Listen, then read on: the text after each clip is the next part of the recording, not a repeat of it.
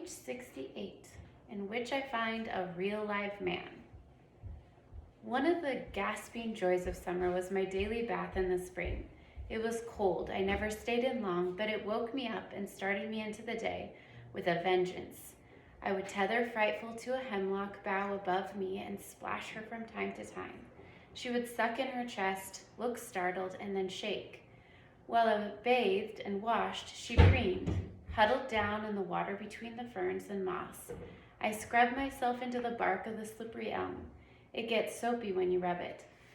The frogs would hop out and let me in, and the wood thrush would come to the edge of the pool to see what was happening.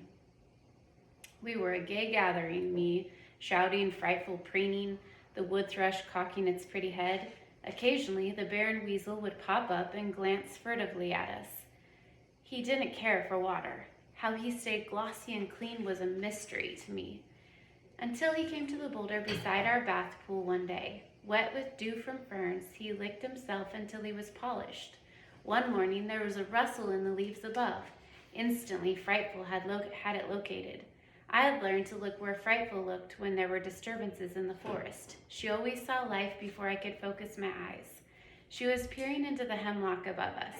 Finally, I too saw it, a young raccoon. It was chittering, and now that all eyes were upon it, began coming down the tree. And so Frightful and I met Jesse Coon James, the bandit of the Gribbly farm. He came head first down to our private bath, and a scrabbly, skinny young raccoon. He must have been from a late litter.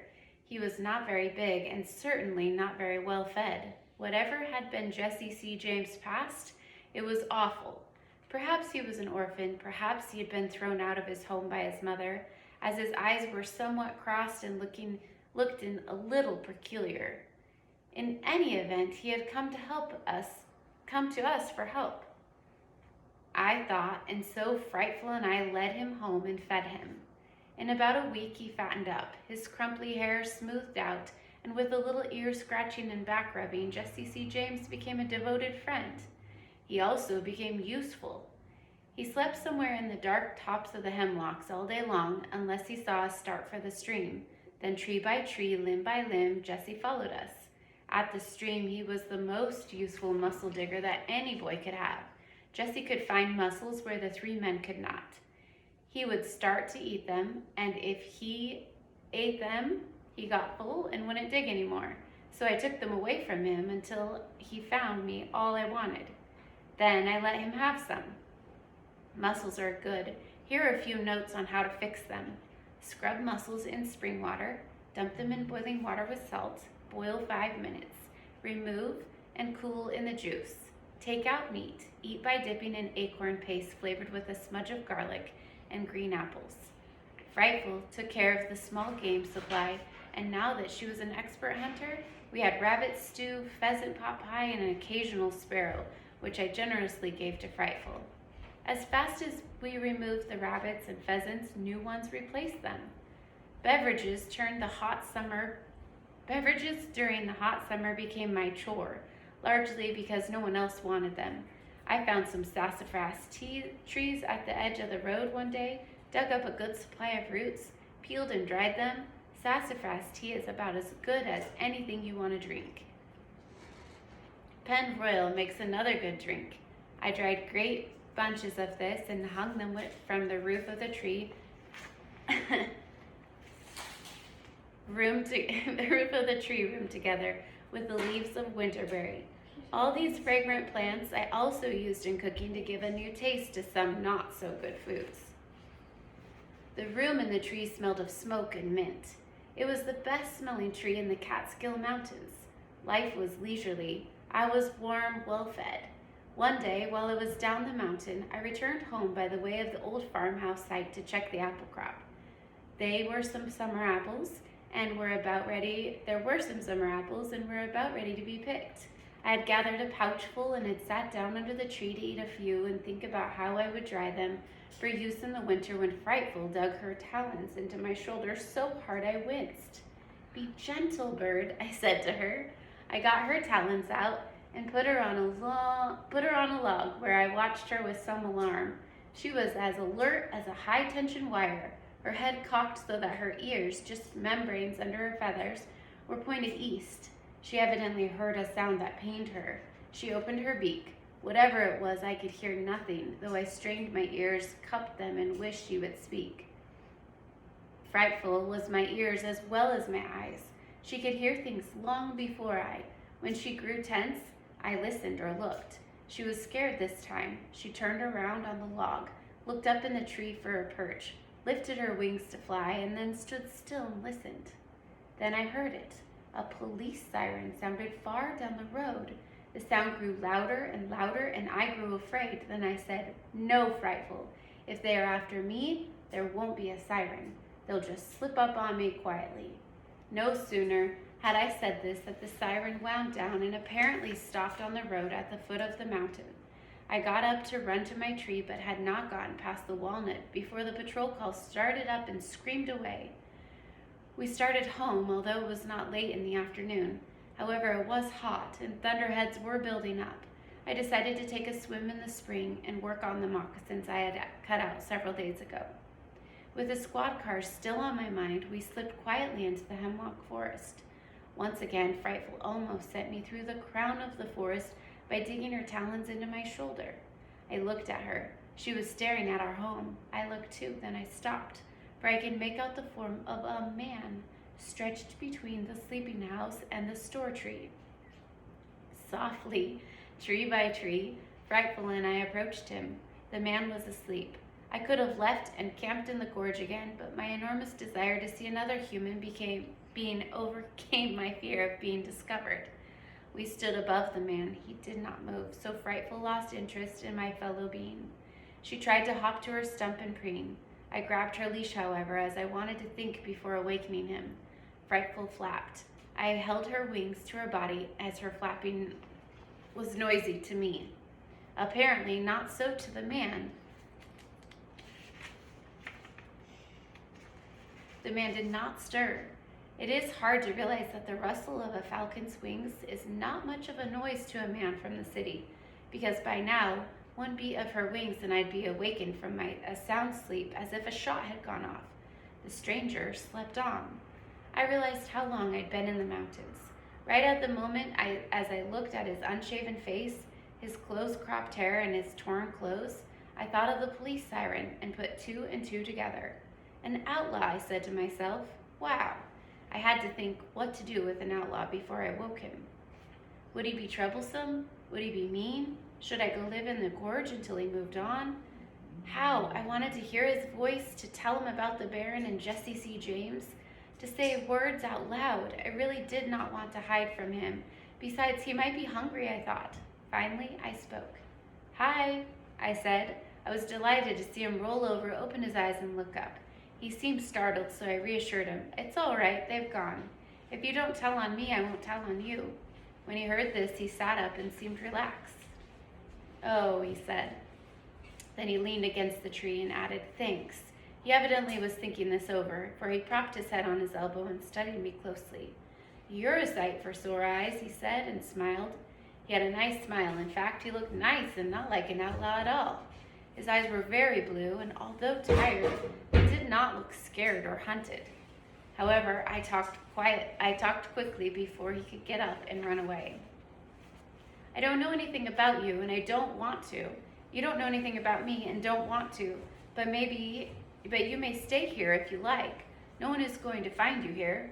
Would you like some supper?" It was still early, but he looked hungry. "Do you have some?" "Yes, venison and rabbit."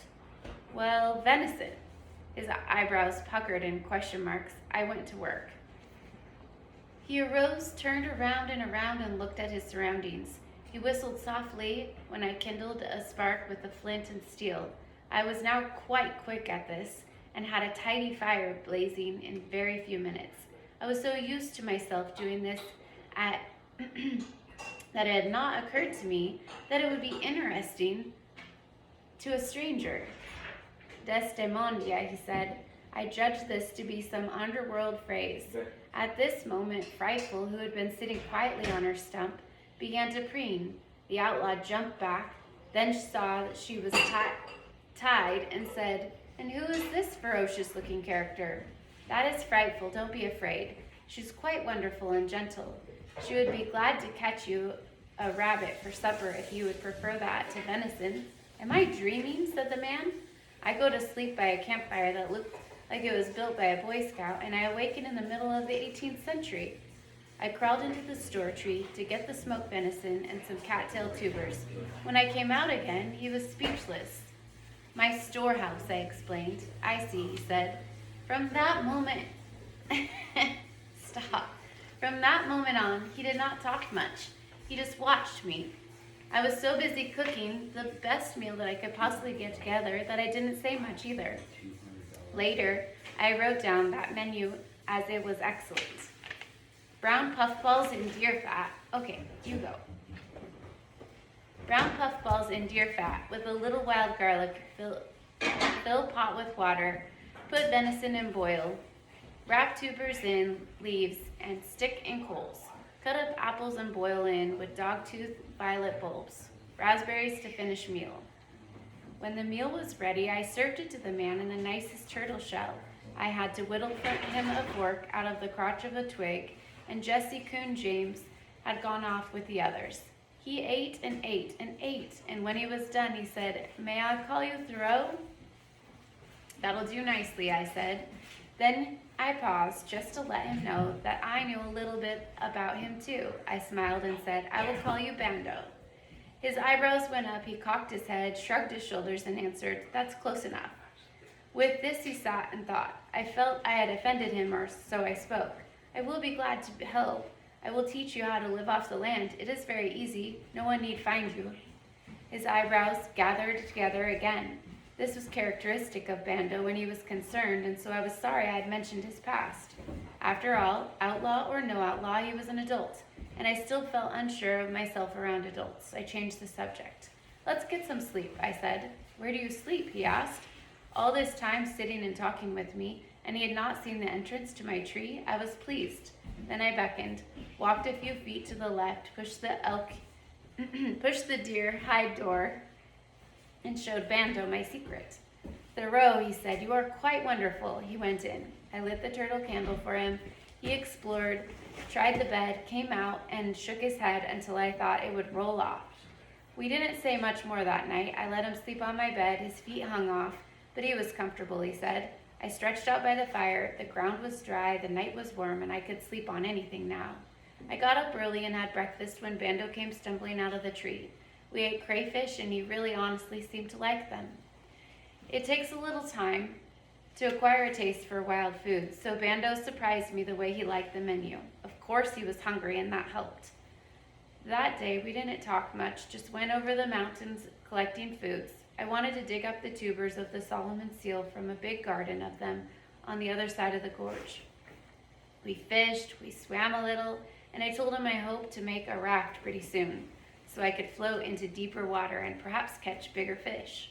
When Bando heard this, he took my axe and immediately began to cut young trees for this purpose. I watched him and said, "You must have lived on a farm or something." At that moment, a bird sang. "The wood pewee," said Bando, stopping his work. He stepped into the woods seeking it. Now I was astonished. "How would you know about a wood pewee in your business?" I grew bold enough to ask. "And just what do you think my business is?" he said, as I followed him. "Well, you're not a minister." "Right. And you're not a doctor or a lawyer." "Correct. Not a businessman or a sailor." "No, I am not." "Nor do you dig ditches." "I do not." "Well, guess." Suddenly I wanted to know for sure, so I said, "You are a murderer or a thief or a racketeer, and you are hiding out." Bando stopped looking for a pewee. He turned and stared at me. At first I was frightened. A bandit might do anything, but he wasn't mad, he was laughing. He had a good deep laugh and it kept coming out of him. I smiled, then grinned and laughed with him. "What's funny, Bando?" I asked. "I like that," he finally said. "I like that a lot." The tickle deep inside him kept chuckling. I had no more to say, so I ground my heel in the dirt while I waited for him to get over the fun and explain it all to me. "Thoreau, my friend, I'm just a college English teacher lost in the Catskills. I came out to hike around the woods, got completely lost yesterday, found your fire, and fell asleep beside it. I was hoping the scoutmaster and his troop would be back for supper and help me home. Oh no, my comment, then I laughed. You see, Bando, before I found you, I heard squad cars screaming up the road. Occasionally you read about bandits that hide out in the forest, and I was just so sure that you were someone they were looking for. We gave up the peewee and went back to the raft making, talking very fast now and laughing a lot. He was fun. Then something sad occurred to me. Well, if you're not a bandit, you will have to go home very soon, and there's no point in teaching you how to live on fish and bark and plants. I can stay a little while, he said. This is summer vacation. I must admit I had not planned to eat crayfish on my vacation, but I am rather getting to like it. Maybe I can stay until your school opens, he went on. That's after Labor Day, isn't it?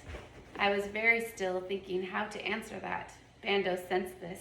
Then he turned to me with a big grin. You really mean you are going to try to winter it out here? I think I can.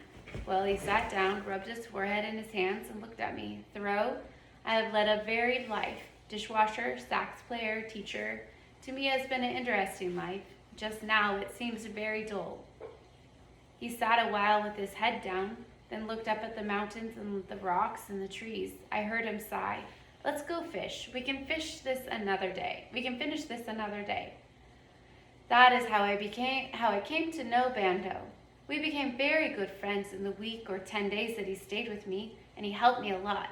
We spent several days gathering white oak acorns and ground nuts, harvesting the blueberry crop, and smoking fish.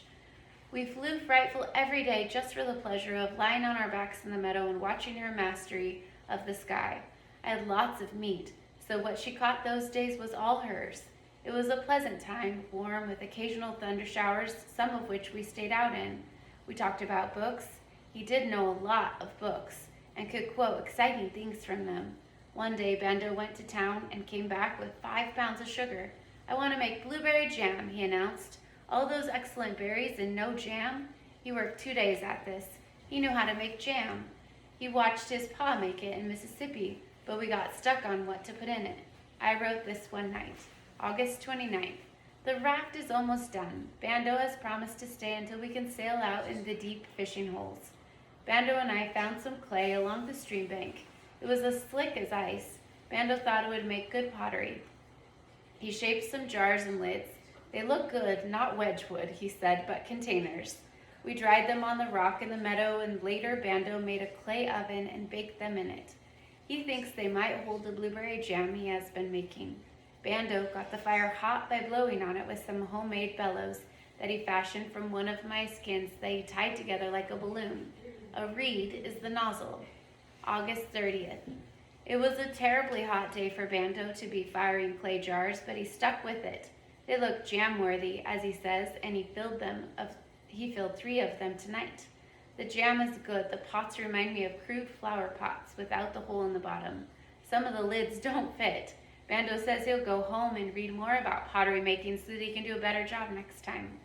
We like the jam. We eat it on hard acorn pancakes. Later, Bando met the Baron Weasel today for the first time. I don't know where the Baron has been this past week, but suddenly he appeared on the rock and nearly jumped down Bando's shirt collar. Bando said he liked the Baron best when he was in his hole. September 3rd. Bando taught me how to make willow whistles today. He and I went to the stream and cut 2 fat twigs about 8 inches long. He slipped the bark on them. That means he pulled the wood out of the bark, leaving a tube. He made a mouthpiece at one end, cut a hole beneath it, and used the wood to slide up and down like a trombone. We played music until the moon came up. Bando could even play jazz on the willow whistles. They are wonderful instruments, sounding much like the wind in the top of the hemlocks. Sad tunes are best suited to willow whistles. When we played The Young Voyager, tears came to our eyes, it was so sad. There were no more notes for many days. Bando had left me saying, "Goodbye, I'll see you at Christmas." I was so lonely that I kept sewing on my moccasins to keep myself busy. I sewed every free minute for 4 days, and when they were finished, I began a glove to protect my hand from Frightful's sharp talons. One day I was thinking very hard about being alone. Frightful gave her a gentle call of love and contentment. I looked at her. "Bird," I said. I'd almost forgot how we used to talk. She made tiny movements with her beak and fluffed her feathers. This was a language I had forgotten since Bando came. It meant she was glad to see me and hear me, and she was well fed and content. I picked her up and squeezed her into her neck feathers. She moved her beak, turned her bright head, and bit my nose very gently. Jesse Coon James came down from the trees for the first time in 10 days. He finished my fish dinner. Then, just before dusk, the Baron came up on his boulder and scratched and cleaned and played with a fern. I had the feeling we were all back together again.